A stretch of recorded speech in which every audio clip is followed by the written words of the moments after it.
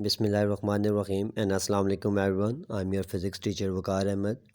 जैसा कि हमारा चैप्टर नंबर 1 जो है उसकी थ्योरी कंप्लीट हो चुकी है और आज हम उसकी एक्सरसाइज स्टार्ट करेंगे। सबसे पहले जो है वो मैं आपको इसके एमसीक्यूज़ मार्क डाउन करवा दूंगा।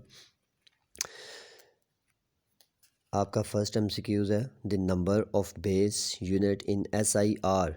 जैसा कि आपको पता है कि अब हमारे पास 7 बेस क्वांटिटीज़ हैं, सो डेफिनेटली हमारे पास उन 7 बेस क्वांटिटीज़ के भी 7 ही आपके पास यूनिट्स होंगे। सो जो फर्स्ट वाला हमारे पास एमसीक्यूज़ है उसका ऑप्शन है हमारे पास C, which is 7। And the second is which one of the following unit is not a derived unit. अब हमारे पास यहाँ पर 4 ऑप्शंस हैं, pascal, kilogram, newton and watt. हमने ये बताना है कि हमारे पास कौन सा यूनिट है जो कि ड्राइव्ड यूनिट नहीं है। अगर हम पास्कल को देखें तो पास्कल हमारे पास प्रेशर का है और प्रेशर हमारे पास ड्राइव्ड क्वांटिटी है।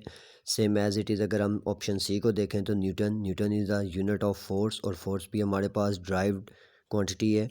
नेक्स्ट एंड डी ऑप्शन जो है वो हमारे पास वॉट है और वॉट जो है वो हमारे पास पावर का यूनिट है और पावर भी हमारे पास ड्राइव्ड क्वांटिटी है।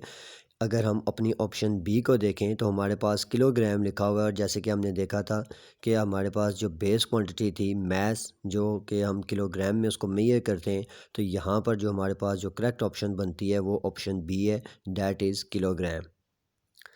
The next is amount of a substance in term of numbers is measured in. जैसे कि हमारे पास जो सेवन्थ वाली जो हमारे पास बेस क्वांटिटी थी, the amount of a substance, जो अमाउंट ऑफ अ सब्सटेंस जो होती है वो मेजर होती है हमारे पास मोल इन। इट्स मीन कि हमारे पास जो थर्ड का ऑप्शन है वो हमारे पास मोल है, that is D option. The next is an interval of 200 microsecond is equivalent to. यहाँ पे ये जो आपको साइन दिखाई दे रहा है ये आपके पास माइक्रो का है और 1 माइक्रो इक्वल्स टू 10⁻⁻⁻⁶। यहाँ पे अगर हम अपनी ऑप्शंस को देखें तो यहाँ पर जो हमारे पास करेक्ट ऑप्शन बनती है विच इज़ ऑप्शन सी, 2 × 10⁻⁴।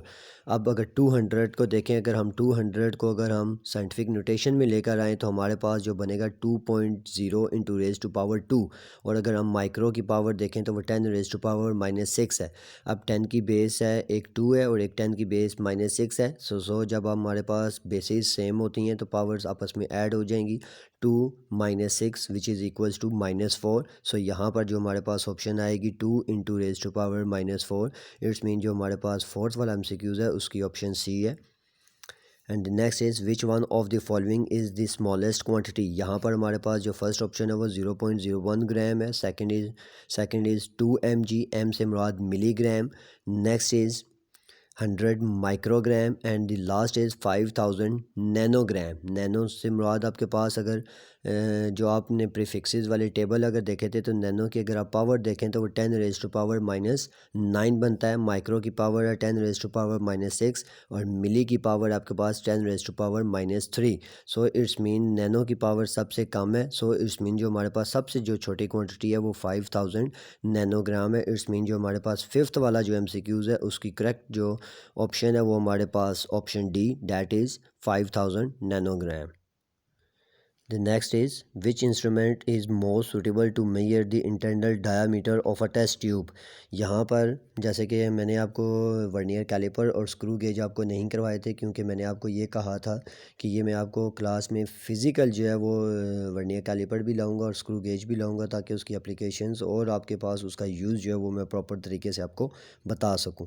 सो यहाँ पर जो हमारे पास हमने किसी भी टेस्ट ट्यूब का अगर इंटरनल डायामीटर अगर हमने फाइंड आउट करना हो तो वो हम with the help of vernier calliper से जो है वो फाइंड आउट करते हैं। सो आप यहाँ पर जो 6 वाला है उसका जो ऑप्शन जो होगा वो आपके पास वर्नियर कैलिपर होगा, that is option B. And next is A student claimed the diameter of a wire as 1.032 centimeter using vernier caliper. Up to what extent do you agree with it. It's mean अब उसने हमारे पास different, एक हमारे पास एक range बता दी या एक हमारे पास उसने मेजरमेंट बता दी सेंटीमीटर में।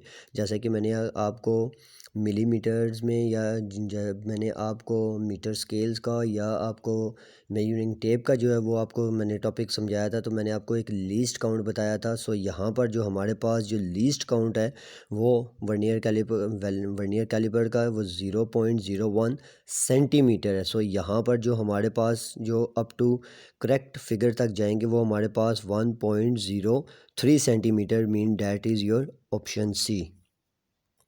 The next is the measuring cylinder is use to measure. जैसा कि हमने देखा था कि मेजरिंग सिलेंडर हमारे पास वॉल्यूम को मेयर करने के लिए यूज़ होता है। सो यहाँ पर हमारे पास जो ऑप्शन बनेगी वो ऑप्शन सी होगी।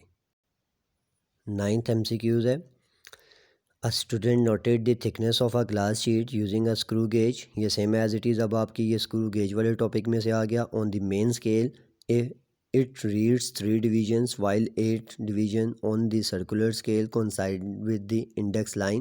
अब ये डेफिनेटली जब मैं आपको ये वर्नियर कैलिपर आप अपनी आंखों से देखेंगे तो ये फिर आपको मेन स्केल की डिविजन्स का और आपको सर्कुलर स्केल की डिविजन्स का जो है वो आपके पास आपको आइडिया होगा।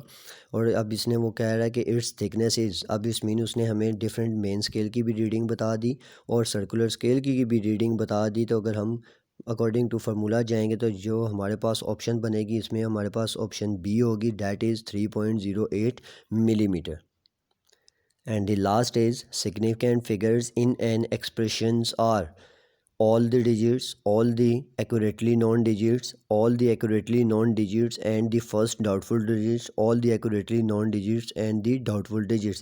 और जैसे कि मैंने आपको इसकी सिग्निफिकेंट फिगर्स की प्रॉपर सिग्निफिकेंट फिगर वाले टॉपिक के अंदर डेफिनेशंस भी लिखवाई थी, तो यहाँ पर भी जो हमारे पास जो इन अदर सेंस हमारे पास ये प्रॉपर सिग्निफिकेंट की फ़िगर की डेफिनेशन भी है जो कि आपके पास ऑप्शन सी है, जिसे मैं रिपीट करता हूँ, all the accurately known digits and the first doubtful digit is called significant figure. So यूँ आपके पास ये जो इसके चैप्टर नंबर 1 के आपके पास MCQs हैं ये मैंने आपको मार्क डाउन करवा लिए हैं। ये आपने अपनी बुक्स के ऊपर इन सब MCQs को मार्क डाउन भी करना है और आपने इन तमाम को याद भी करना है।